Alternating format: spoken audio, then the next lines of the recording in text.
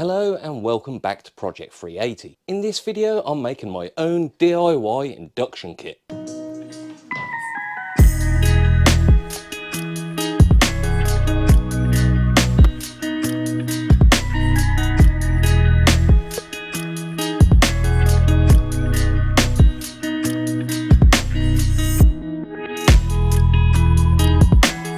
There are a lot of options for induction kits for the MX5, ranging from the eBay Special all the way to the K&N Typhoon. Now, I didn't want either of those options. The K&N Typhoon is just too expensive in my opinion, and I wanted something a little bit more than the eBay Special. So just using parts left over from the exhaust and what I've got laying around in the garage, I've made my own DIY induction kit.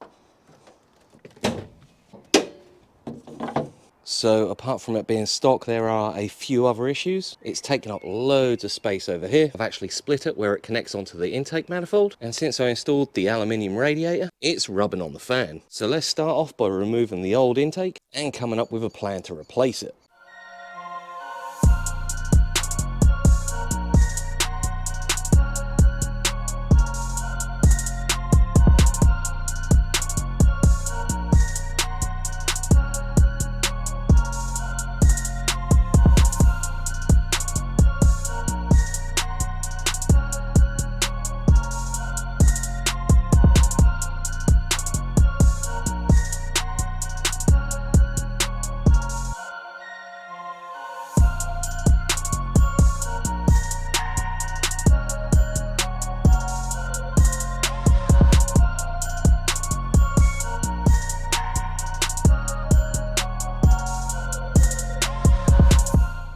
The old stock intake out of the way now, but there's a couple of things we need to consider when planning our new intake. We need to keep this pipe connected, which goes from the intake to the idle control valve. This pipe, which is the crank breather pipe, is optional. I am going to route this back into the intake, but if you don't want to, you can simply put a filter on here. The last thing we need to keep is the mass airflow sensor from the original airbox, which is just held on with two 10mm bolts. In the engine bay, I can now get rid of this bracket, which holds the bottom of the airbox on, and this bracket here. But the last thing we need to consider is the plug for the mass airflow sensor, as there's not a huge amount of length on it. But if you did want the filter over that side, you can get an extension for this. So I'm going to remove these two brackets and play about with some filter locations.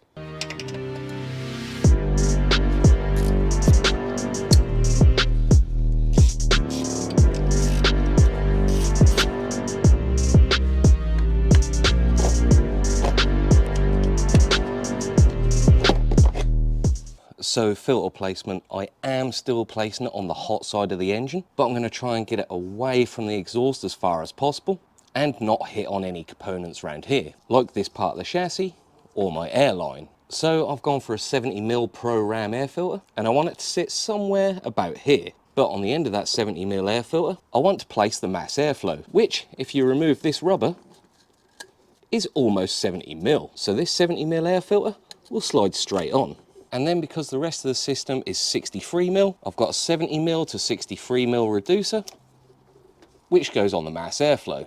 Now with all this together, I could play about with my air filter location. So I had to play about off of camera and made myself a nice mount that uses the original holes on the mass airflow sensor and goes straight to the bolt that holds the lifting eye onto the engine. So that's nice and sturdy. I think I've got a good placement, it's not touching anything, and I should have good clearance on the bonnet. And I've got plenty of slack on the mass airflow wire. Now to connect the air filter and mass airflow up to the intake manifold. And I've got my first problem. Because I want to 90 degrees straight out of the intake, this coolant hose is right in the way. And this pipe does hit on it. So what I'm going to do is shorten this bend slightly, weld a length of pipe on here, and then squash this elbow in the vise.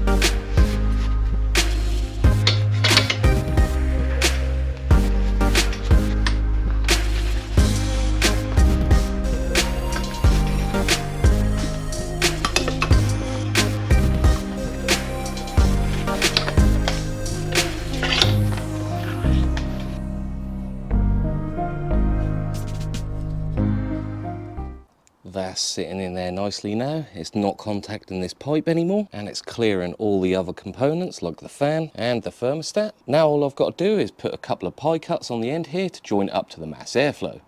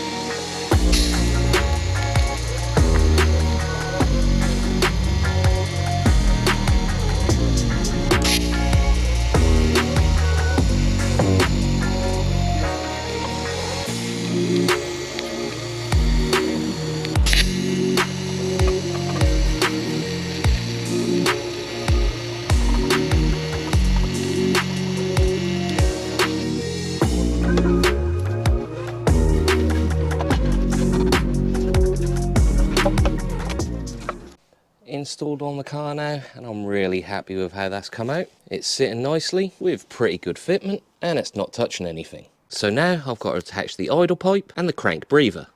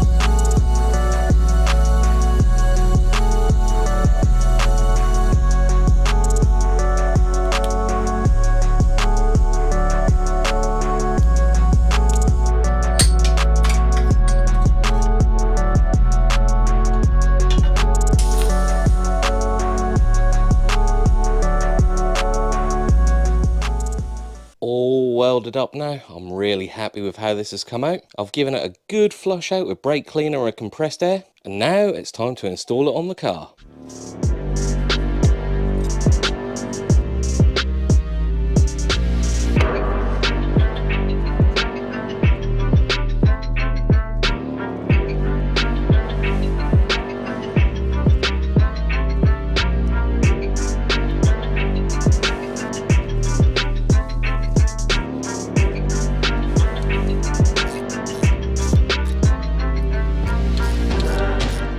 All tightened up and secure and looking really good. Unfortunately, I'm going to have to wait till the morning to start this up, as it is 1 o'clock in the morning and I'm going to have some angry neighbours. See you in the morning.